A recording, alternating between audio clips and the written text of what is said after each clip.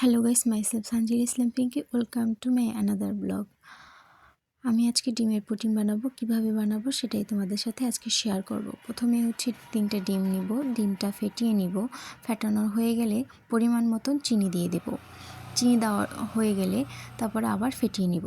ফেটানো হয়ে গেলে তারপর ঠান্ডা করা দুধ দিয়ে দিব। দুধ দেওয়ার পরে ক্যারামেল দিয়ে দিব, তারপর ভ্যানিলা এসেন্স দেবো, তারপর দুধটা সেঁকে নিব। সেঁকার পরে হাঁড়িতে পানি গরম করে নিব, তারপরে পুডিংটা দিয়ে দেব, তারপরে একটা শক্ত কিছু দিয়ে দেব। তারপর আমার পুডিং হয়ে গেছে। পুডিং যদি হয়ে যায় বুঝবো কীভাবে?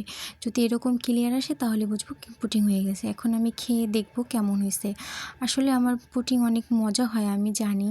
আর যদি তোমরা এরকম পুডিং বানানো খেতে চাও তাহলে আমার বাসায় আসতে পারো। আর ভিডিওটা যদি ভালো লেগে থাকে আমাকে লাইক কমেন্ট করবে।